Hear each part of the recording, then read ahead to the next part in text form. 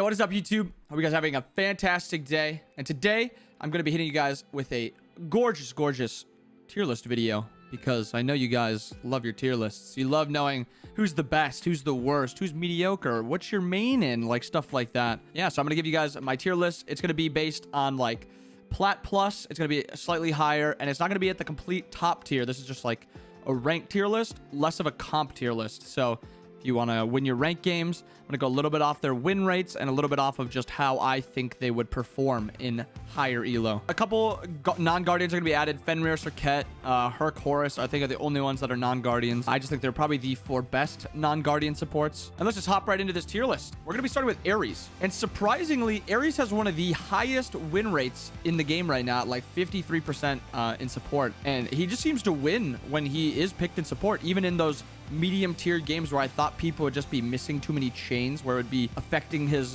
damage a lot, but he doesn't seem to be caring, and he's actually winning a lot. And because of that, I'm actually gonna be throwing Aries all the way up into S tier.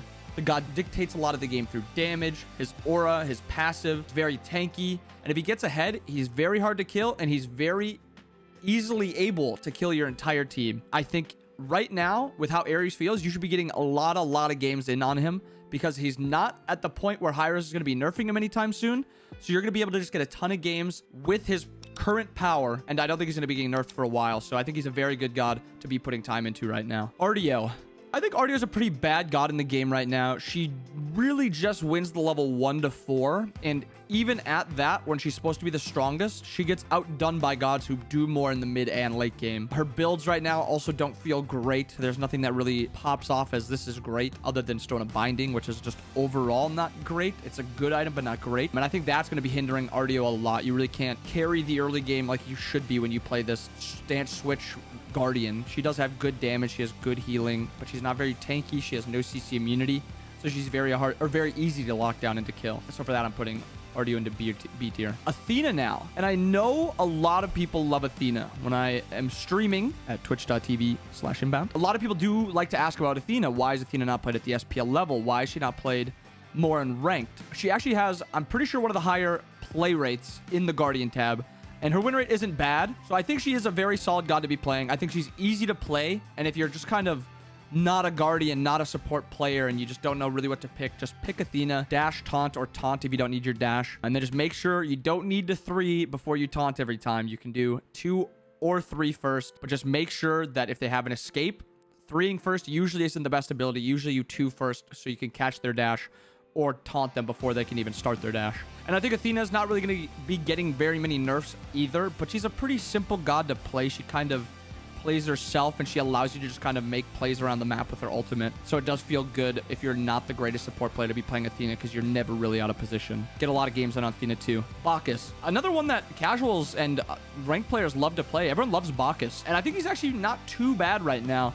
I do think at the comp level and at the high rank level, he's pretty bad. I think his 1 just really hurts him. It's not really a true ability. It's kind of a double passive. So I think that kind of hinders him a lot. But I do still think he's a fine god because a lot of people struggle with punishing him. Even sometimes at the higher ranks, if you can get ahead on Bacchus, you're one-shotting people and you're very, very hard to deal with. So I think Bacchus is another god that because some people don't play him enough and play against him enough, that they don't really know exactly how much damage they're going to be taking from him because his play rate is not that high. So I think if you are a good Bacchus, you can be getting games on him. His laning phase is actually not too bad. His mid game, late game is fine. It's just he will get stomped by a good Guardian, a good support, early game god. If you're playing against a really good Yamoja, a really good Ymir, a really good Horus or Herc, you might have a pretty bad time with the Bacchus. If you're comfortable with him, play him away because he does have actually a pretty good win rate. Cabrakan. I think Cabrakan's kind of in the same spot as Artio, but it's a little bit better. He's kind of an early game focused god, and then he kind of plays like a secondary tank assassin kind of. And I don't think he's a great god to be playing because his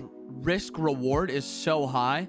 He's got a super high risky chance of popping off or just inting. And then his reward is either he's going to be this guardian that's an assassin basically with how much damage he has, and he's going to be near unkillable because of his build. That reward is so high. But there's always the chance that maybe you die to a gank early game and then you're behind Cabrakan, and there's nothing worse than just running it down on Cabrakan because you can't run at them. They just kill you before you even get close to them. I do think he is a god that kind of needs blink because he needs that dash initiation. Most mages right now, if they see Cabrakan running at them, they'll run away, dash away, and they can get away from him pretty easily. So if you are going to be playing Cabrakan and you're going to be going for this risk reward system that he has, make sure you get your blink and make sure you get that early game lead and start pushing your lead too. Cerberus. I think this god should be played a lot. His kit is fairly easy to play and his laning phase is fairly strong. His mid game is pretty good. His late game is very good. Like, he's kind of just good the entire game, and his passive in those lower ranks where people aren't building anti-heal all the time is going to be very, very good. I don't really have a ton to say about him because he is just kind of a base god. If somebody doesn't have beads, ult him. If the mage is playing too far up, basically go solo them because he has a lot of damage in his kit. Play a little farther forward, you have an escape. I think he's kind of self-explanatory. It's kind of like an Aries, very, very... he can punish beads or he can just kind of kill you without the beads. They both peel decently well. I think Serb's a good god to be getting into some... should be getting some games in on him too. Cthulhu, I don't want to spend too much time on Cthulhu because he's not really support, but I wanted to add him into the tier list just because most people ask about him and Diorm if I don't add them. I think he's not very good. In support, you kind of want gods who, I don't know, can make plays without it taking too much time. If Cthulhu tries to make a play, he has to ult first, which is 2 seconds to go into this big giant form and then you can't blink. So you have to like blink and then ult. And then they're like, oh, we should run away. We're getting ulted by Cthulhu, who doesn't CC me until he's done with his form. If you're going to play Cthulhu, probably just play him in solo. Pretty weak laning phase. Not great mid game. He is very good late game if you can get him to late game, but just play him in solo. Fafnir. Probably one of the best comp gods right now. Top 3. We'll get to the other 2 later. He just has a weird time in ranked. I can't exactly put my finger on it why he does struggle the way he does, but he does not play that great in ranked. I think it's just because his skill ceiling is a bit higher. People underestimate their damage as Fafnir. They think they're basically just 2 bots. When in reality, Fafnir is basically a dive god who has a steroid that he can give to someone else or to his entire team. His laning phase is super strong. He's super safe. And the Sunder change was very big for Fafnir because you have a ton of kill potential off Hammer Sunder. And you have 2 procs of Sunder now. So you can hammer 1 wave, poke him down to half, and then hammer Sunder next wave, almost kill them or maybe get them down very low. But I do think he does struggle a lot, so I don't want to put him any higher than A because this is more of a ranked tier list of platinum up.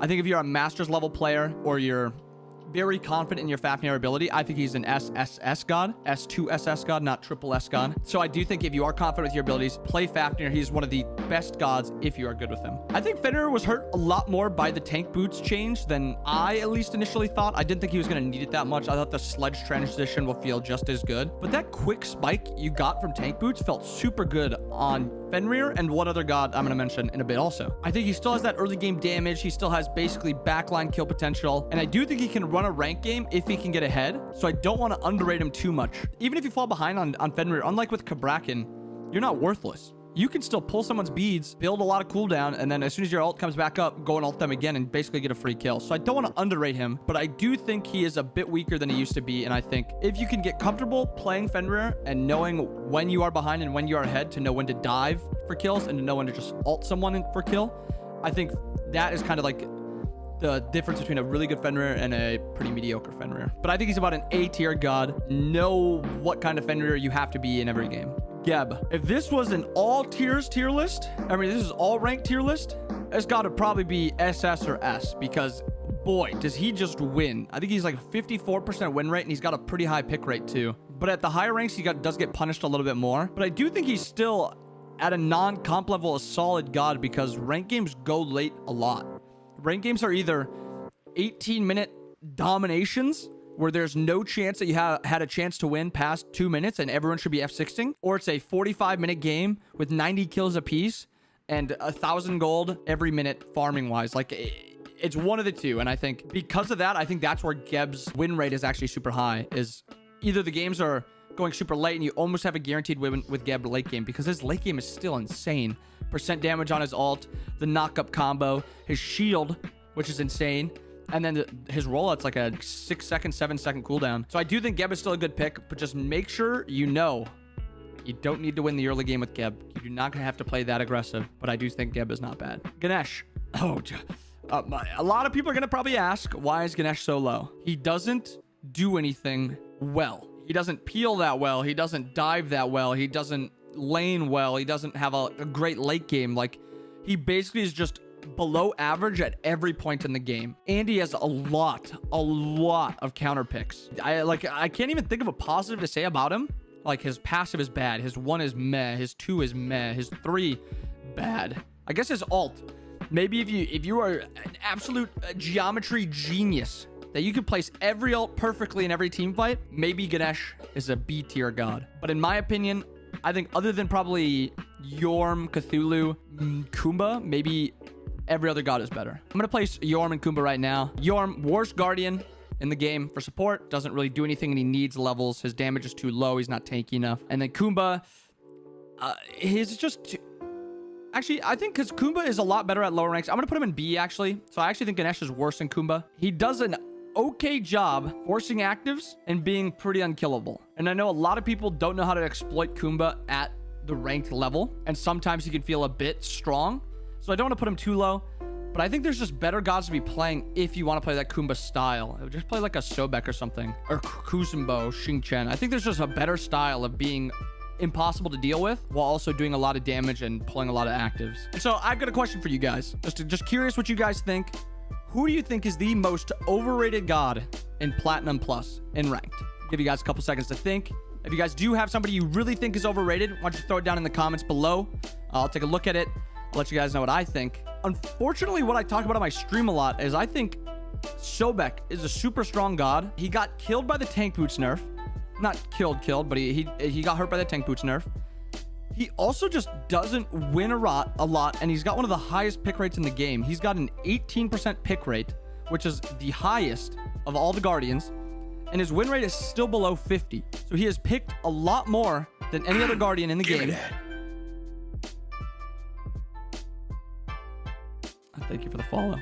Thank you. I appreciate it. But all right. He has picked a whole lot and he just doesn't win. I think it's just because you aren't as tanky because you don't have those tank boots anymore. So people just feel that they can pluck in and won't get punished for it. But now, because tank boots is in the game, there's actually punishment for missing your abilities as a support. And I think because of that, it hurts Sobek a lot. People miss their plucks, they get punished, and then they're not really doing anything else.